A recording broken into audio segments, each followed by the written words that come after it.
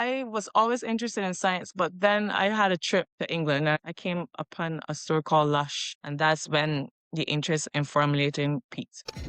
We have cosmic dust cleanser. It comes in a powder form, and then you activate it with water. It's three products in one. So it's a cleanser, it's also a scrub, and then you could use it as a spot mask. Honestly, I don't think people have time for a 10-step routine. We'll always be trying to do a 10-step routine, and then when you don't get the results, you're blaming it on the fact that you didn't do 10 steps, which is not the real reason. I am so excited to speak with our guest this week because she is a woman working at the crossroads of science, beauty, and well-being. She's a founder who is leaning on our Caribbean and ancestral traditions to inform her work in the most genuine and uplifting way. Simply Ashyara, also known as Kellyanne Alicott, is a skincare formulator and educator and the founder of House of Ash, a modern, multisensory apothecary redefining beauty through the intersection of ancestral wisdom and biotechnological innovation. So that's a mouthful, and we will talk about it. So her background spans cosmetic science, youth education, and sustainable formulation. She has built a brand that merges evidence-based research with cultural memory, sensory design, and pro-planet practices. So Ashara, welcome to the Island Woman podcast. Thank you for having me. And hopefully through the interview, everybody will understand what we're actually trying to achieve through this brand and in general. Is it possible to build a high-impact business without sacrificing your well-being? The Island Woman podcast is the companion to Caribbean founders and leaders who are replacing hustle with authority. Hi, I'm Dianne N Squires, aka Dianne, an island woman and founder of Dianne N Squires Consulting. Let's explore how to sharpen your voice, target your visibility, and maximize your economic impact, all through the lens of a big and simple life. Welcome to the Island Woman podcast.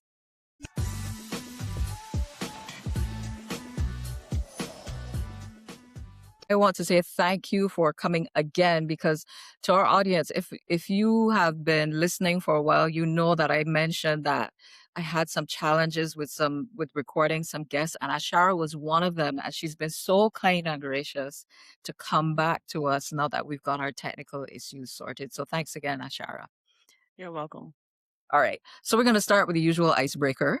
And I know you listen, so I know you know what that icebreaker is. If you had to create a survival kit for a Caribbean woman entrepreneur like yourself, and you could only include 3 items, what would you pack? And then tell us in order of priority, those 3 things in order of priority. Okay, so when you stated this just now, I was thinking more of, I don't know, we went back to analog thinking, like, is that actual treasure chest? So basically, my 3 things are a list of music. I think music is necessary, especially in the process of formulating. It helps relax. It helps to bring out different moods, emotions, especially when you're trying to formulate something that is personalized to as well, which is one of the focuses of the brand. So music for sure. That's one of them. A list, and it could be a range of music because my selection is vast. It So depends on the mood. Yeah, it you depends on have the a mood. So playlist. a playlist. Secondly, I was thinking if I couldn't get in contact with 3 people that I thought was important, like a mentor, financial advisor, even somebody that I looked up into the industry, in this treasure chest, there would be like 3 things that I would need from them, advice from them that will help me get to point A, from point A to point B. So it might be from a mentor, the 3 things that she would advise, she or he. Financial advisor for sure, because money is important when you're Yeah, especially building a brand or building anything. And anything. thirdly, I'm inspired a lot by different creators in the industry, especially there's one lady called Danisha Myritz. So Yes. she's an inspiration for me. So if I will have some information from her telling me what I need to do to get to the next level. I love it. And So advice from key people for you. yeah, from key people. And And the third one? thirdly was a symbolic something, which was like, I know when you're training horses or whatnot, you usually have something called like a blinker on. So symbolically, this would be in the treasure chest or to the low box I have there to let me know that I need to focus on the with laser sharp focus, basically. So the blinkers was like a symbolism. You have to keep your focus if you want to get from where you want to get from and what you want to achieve. So those are my Yeah. three things. My priority one I was the love music. I love it. Music is the priority one because that helps you in your actual work formulating. Yeah, I don't formulate without it. I love that. Mhm. But, music is definitely a big part of our culture, but also, women telling other women or giving other women referrals on skin and body care routines. That's like tradition in the Caribbean. They tell you what to use, and a lot of it has been passed down through generations. And I guess maybe some trial and error for people, but your work, though, I think probably goes much deeper. Describe to us what is a skincare formulator? What do you do in that role? What's involved in a typical day? So typically, if formulating is a process, it's not, you don't just generally start with a formula. You might start with an inspiration. You might start with a feeling. That's basically how I formulate. And to me, a product is a story, is also like an art form. And Uh-huh. because I'm looking at it from a instance, it's science and art. It's not just going into a lab and say, okay, this active is good for this, whatnot, because the base of the brand basically is a bio-intuitive skincare, simply meaning that you are working with the skin and not against it. So how sometimes we might look at issues like acne, pimples, breakouts, inflammation as a cause. From my perspective, I think those are signals that there's something deeper, and therefore if you're looking at it from that perspective, then the formulation is going to change. So you're not just looking to solve that problem, you're looking to make sure that the problem doesn't obviously occur. And to me, the skin is not static, is dynamic, it's always responding to something. The skin is like another ecosystem, it's just on our body. So you're Yeah. interacting with both internal signals and external signals. So when you come from that perspective, formulation takes a whole different tone. So from that, then you go on to determining what if it's a story. And I think as Caribbean people, we are intrigued by international stories, which we get all the time in terms of fragrance. You hear about, oh, this is the best thing from France or blah, blah, blah. But the Caribbean has a lot of history that is verbal to me because I've learned a lot to verbal talking to older generations, to talking to traditional healers, talking to just older people Well, that maybe we're losing. to clarify this point, Ashara, maybe give us an example of one of your products and the story behind that, and then how that story links to specific issues that or challenges someone may be having with their skin. So right now we are doing two products. One is a barrier and protective serum. So not only we just doing multi-purpose, as you said, it's multi-sensory, it's multi-purpose. So it's a moisturizer and it's a treatment. When creating this product range, we were thinking in consideration of like traditional stuff as used for healing the skin. And so we came up with the concept of using stuff like moringa oil, but then pairing it with studies and backings of not just the moringa oil, but the understanding of the exact molecules that would be assisting in improving the skin and the skin Yeah, barrier. So then you pinpoint what exactly are you looking for in that moringa oil to enhance the skin. Number right. one. And then traditionally, mushrooms is a big thing in the Caribbean, but we don't talk about it as much. I've grown up eating certain mushrooms that I literally picked from the ground. Really? Yeah. See, so and traditionally that's something that my grandmother used to do. But she's from St. Vincent. So I don't know if that's a St. Vincent thing. I've been doing some research if I know if it's like traditionally throughout the Caribbean. I know Haiti Yeah, is big on mushrooms. I know that there's other places big on mushrooms, but here there are people that use mushrooms too as well. I mean yeah. edible mushrooms. So that's the aspect of the brand too. We're using mushrooms as well in extracts to help with protecting the skin barrier as well. So we're using traditions that we don't usually know to tell a story. So that then therefore, even if it's not in a format of a book, when you pick up a product, you're learning something of history of the Caribbean and just traditional grandmas or Uh-huh. ancestral beings that used to inhabit the island before.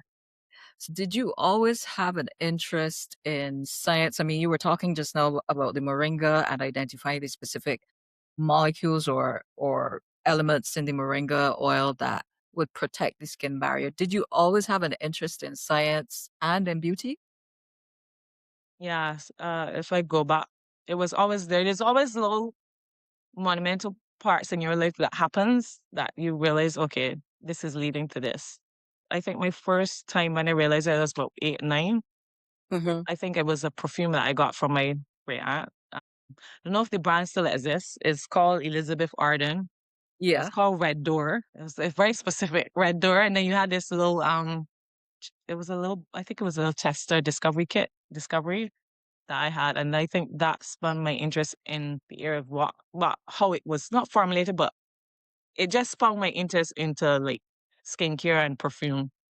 I can Yeah. remember clearly because I could see my facial expression when I got it. That was my one of my first perfumes that I got was from my So great did you aunt. like the smell of it? Did you It just was the like the smell, just the packaging? packaging, the red door, and it came in. I was like, "Oh, it's in the red door," because it came into the red door. You open it, and it was like Yeah. inside.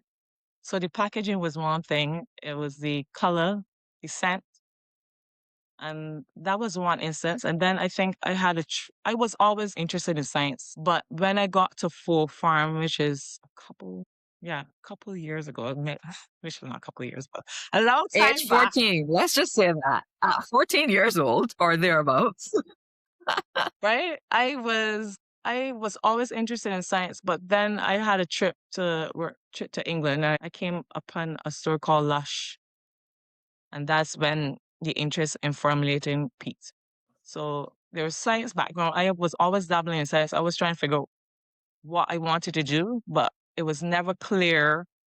Not even after that trip, I still wasn't clear, but that had piqued my interest in how these things were formulated.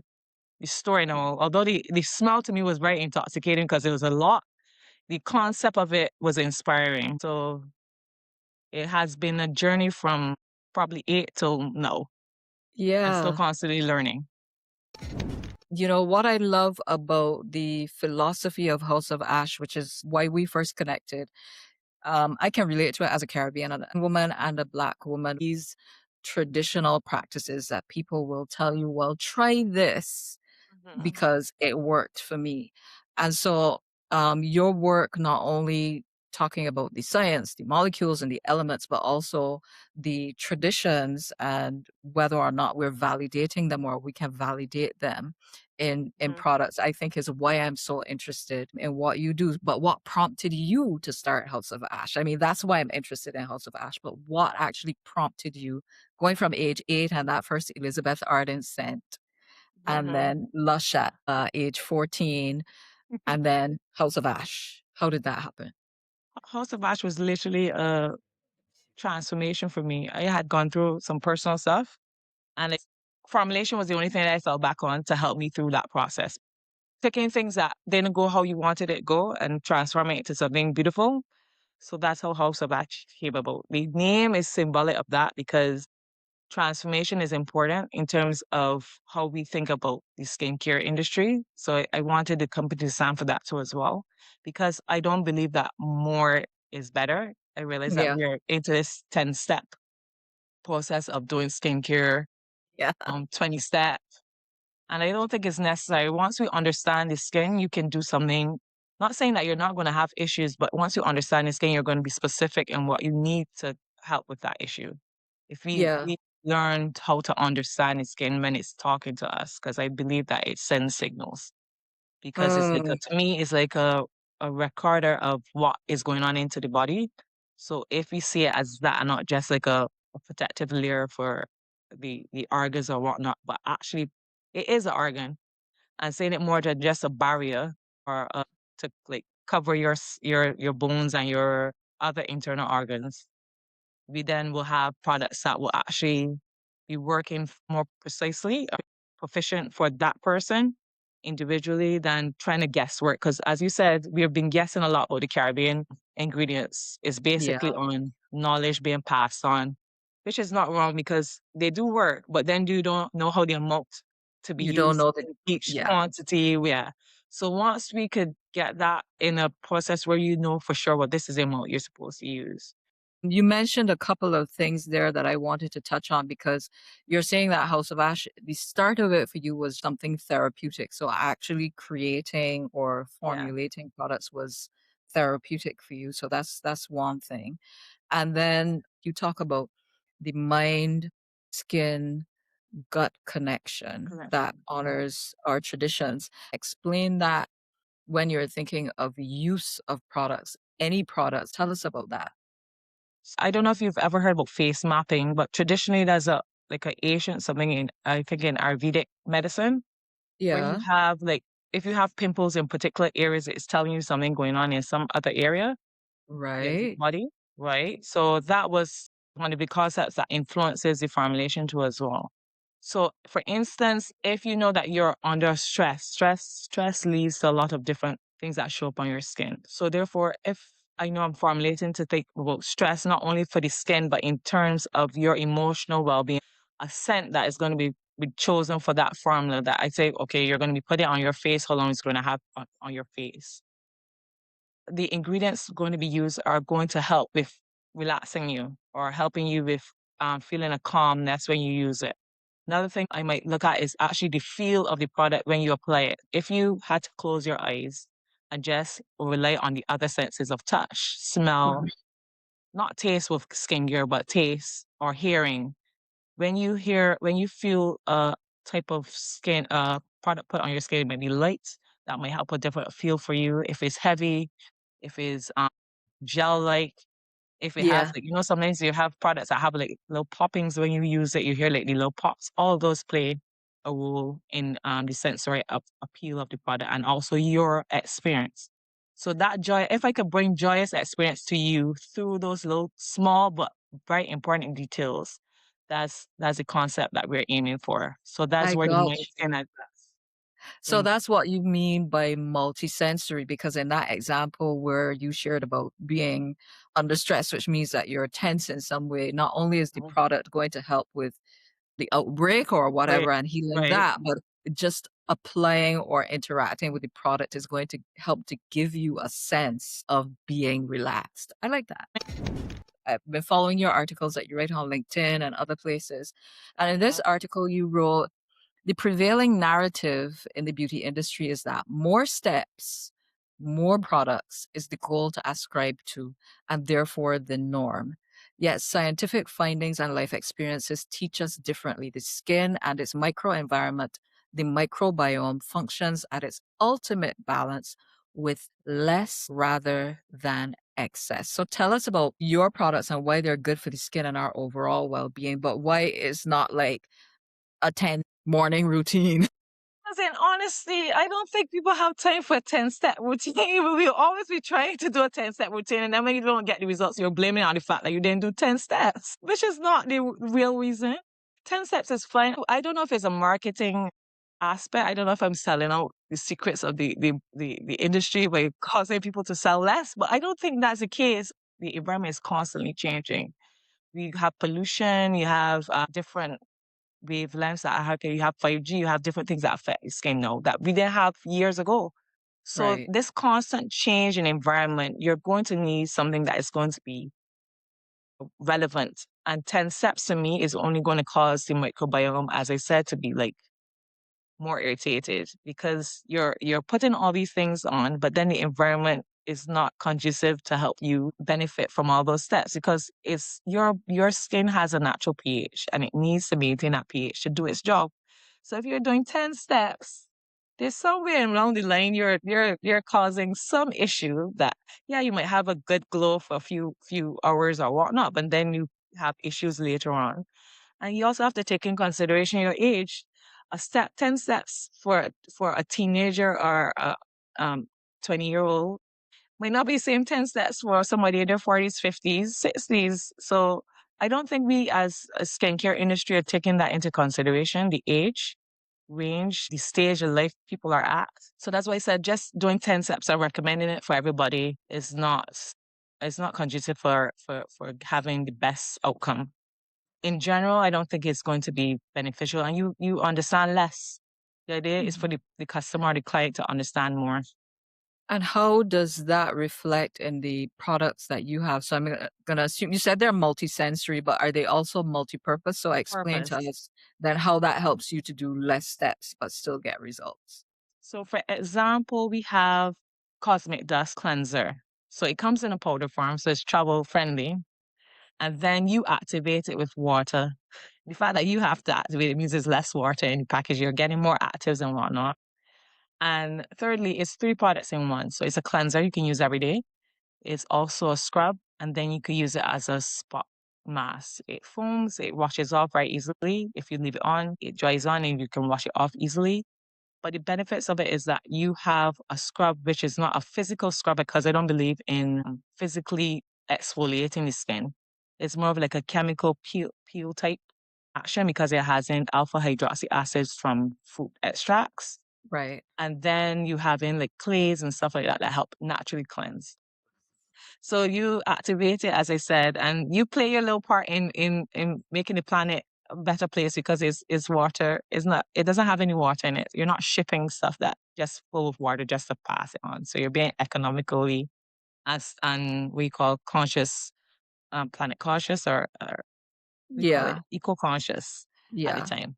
The second product which we're doing as well, which is a moisturizer and is also a treatment. So it's a serum.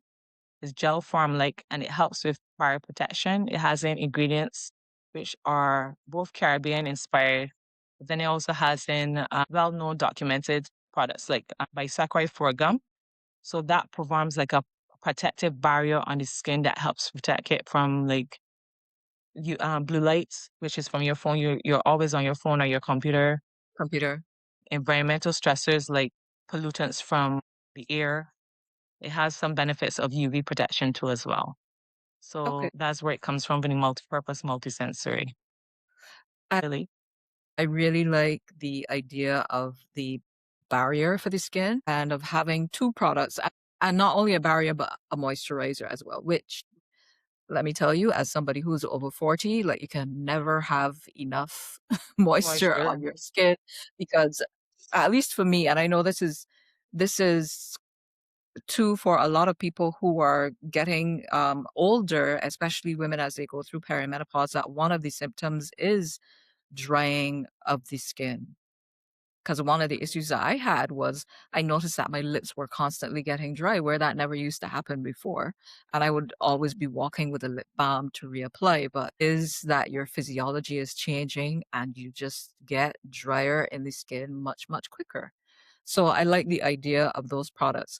But now I want to focus on you as the entrepreneur, the scientist slash artist and formulator. And the founder, but then balancing that with also the fact that you're teaching young people as well. How at ease are you with all of those roles and doing all of those things? Do you see them as separate or you feel like they all play into each other and make a nice, beautiful whole? To me, balance physically is not possible in terms of you're trying to do all these things. When you think of a seed, when a seed is going to a seedling or even a young plant, it loses that covering that of the seed, whatever to push out roots and the new leaves. So I don't think it's possible to have what we call balance. You always have to give something to get to the next journey or next step. So, I but in love the that. sense of, yeah, so in the sense of balance in that way, no, but you can balance internally, you can have balance if you learn how to understand that that's all part of the, like, that's like things spinning. Like, if you're a planet, you have the different planets spinning all around you, but you're there, you're centered. Your center comes from, your balance comes from within you.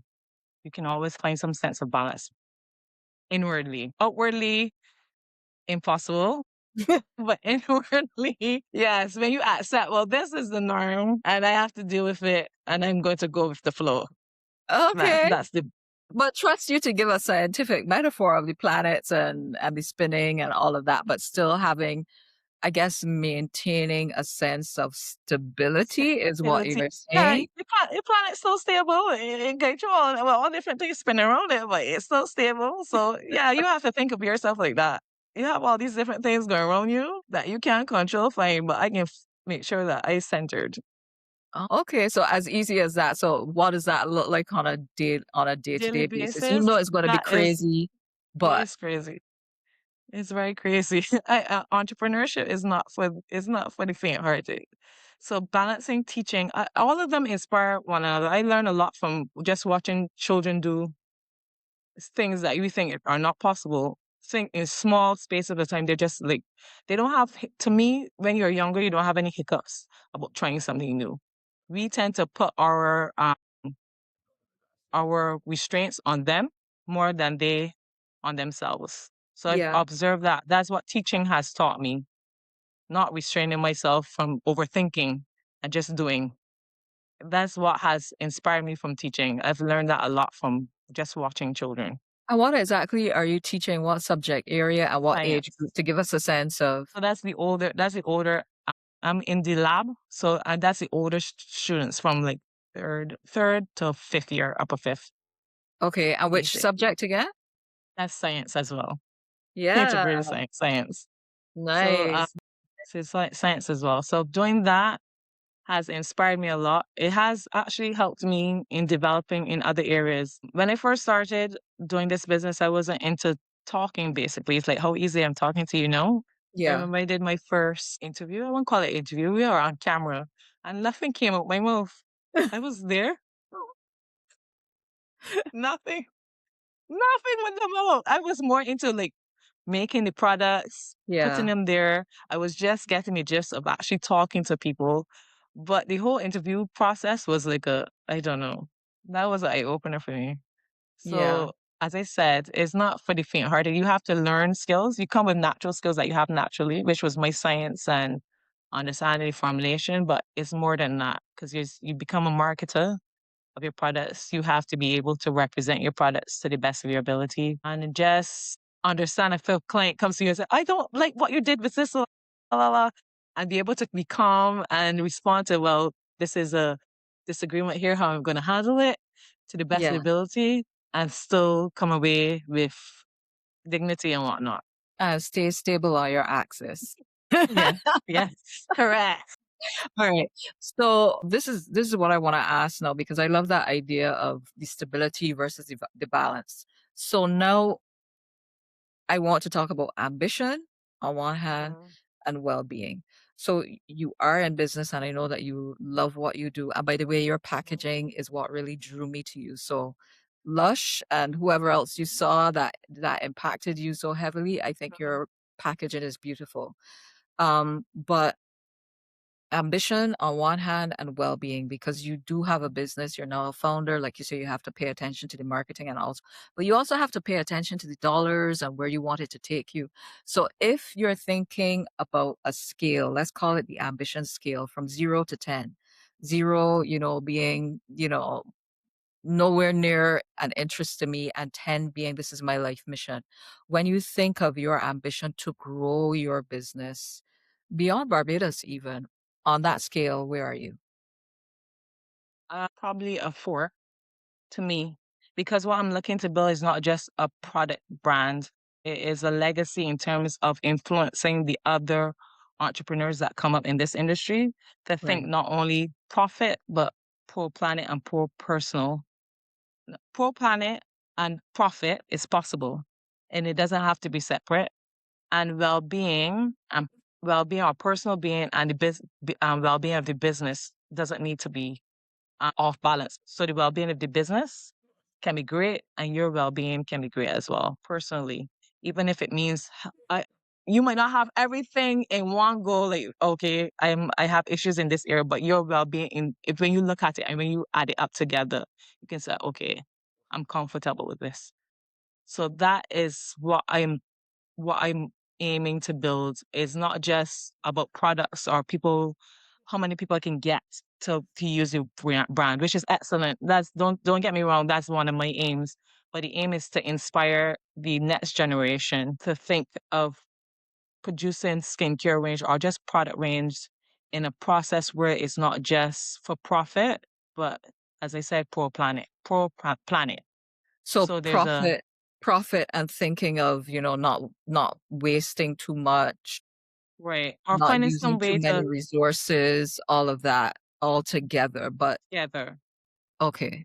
It's possible. There's too many examples to say that it's not possible. It's just that what happens in our brain, our education is that we see everything as silos, so separate, but everything is interconnected. And once you start with that foundation where you see everything is interconnected, it's very easy then to then take it through the ranks when you go to different levels. So your Mm, foundation is to see that, okay, me using this packaging, what's the impact of this on something else in terms of health, planet's health, my next door neighbor's health. That's why that has inspired me to do the dust too as well. Because then, if you're looking at that formula, water, as we know, we're saying that Barbados water is scarce. yeah. So therefore, if we're formulating that format where you have something that you activate yourself, so it's not just traveling with water because it has to. Yeah, it doesn't You add you don't add the add water to the product, you know. right Yeah. until you get more of the active ingredient when it's like that. So a 4 on the ambition for growth scale, but surely you want to be profitable No, when I said four, that's the position I think I'm in at the moment. right now. Okay, Right. got you. Right. Not that's the position I think that I am in based on what I'm trying to build. Got you. Because I'm not talking everything, but what I'm trying to build, I'm at four right now. I'm not knocking out Okay. all things. All right. Well, let's think of well-being, I suppose, in the most holistic way, you know, whether it's your skin, your hair, your nails, your mental state, your the time that you have for family and friends, all these things. If you put yourself on that similar scale where 0 is I'm just not, it's not happening right now. My well-being is out of whack. And 10, where you feel perfectly stable, where are you on that scale? Um, Probably a six, if I'm being honest, a six. So I'm a little bit overstable. I'm not just stable, I'm a little over. How can you I be mean, overstable? Explain that to me. no, no, like five is like the midway, so you're not over this side, you're not that. I'm at six.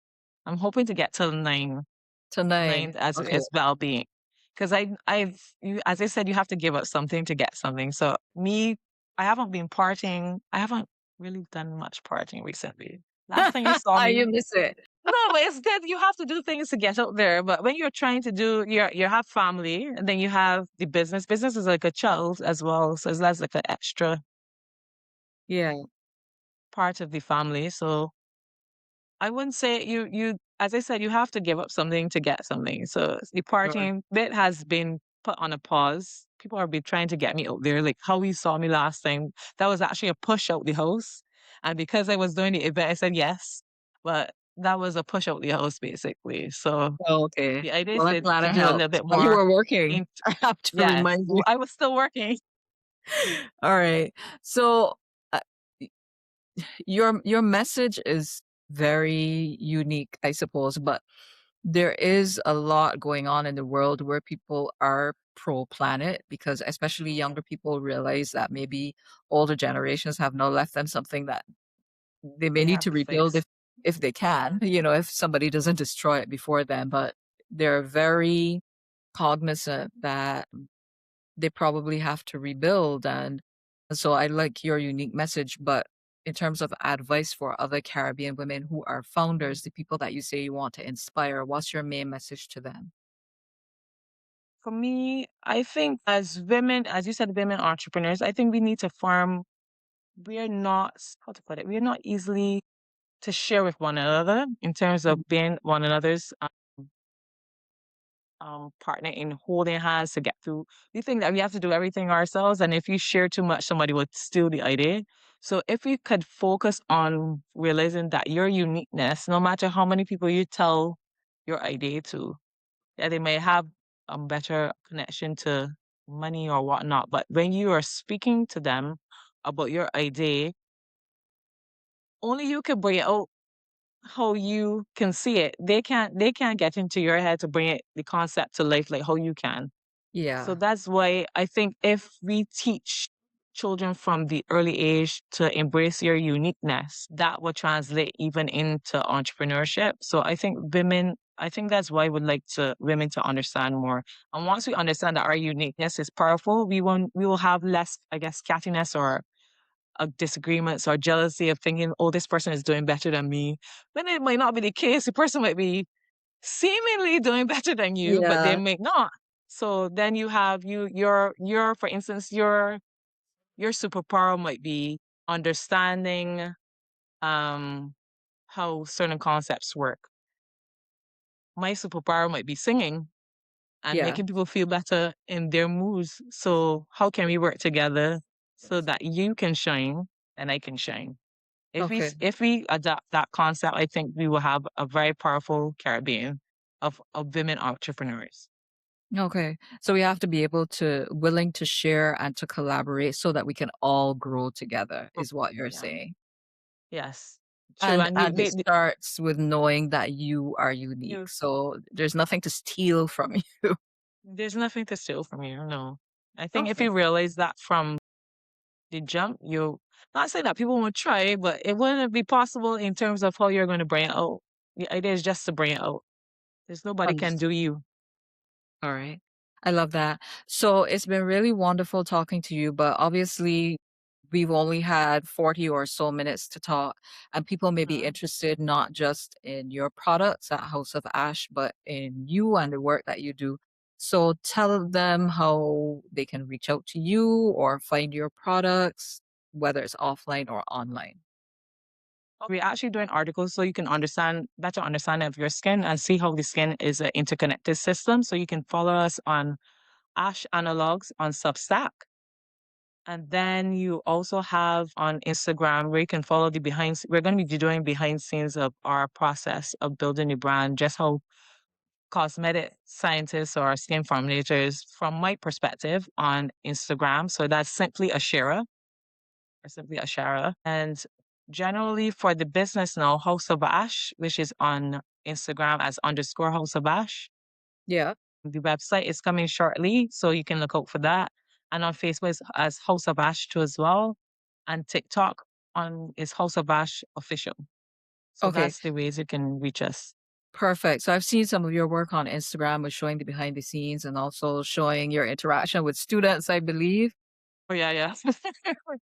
Yeah, they started a club. So they started a club where they're actually making this stuff and trying to push me to do more. So yeah, that was just a fun something and it ended up being a whole movement. So that's Yeah. why I said children are inspirational. I love it. And so for those of you who are not familiar with Substack, I mean, a lot of people would be now. It's very much like having your own newsletter, but it is a specific platform where people can follow or subscribe. And I think you can also put some of your content behind a paywall so people have to pay to receive it. But it Mhm. allows people like journalists or people who want to write more in depth about things and people who like to read to go there and follow the people who are writing content that they enjoy. So so then you can find Ashara on Substack at Ash Analogs and Simply Ashyara on Instagram and also House of Ash on Instagram. And we're going to look out for the website. So thank you so much for being here. It was nice talking to you.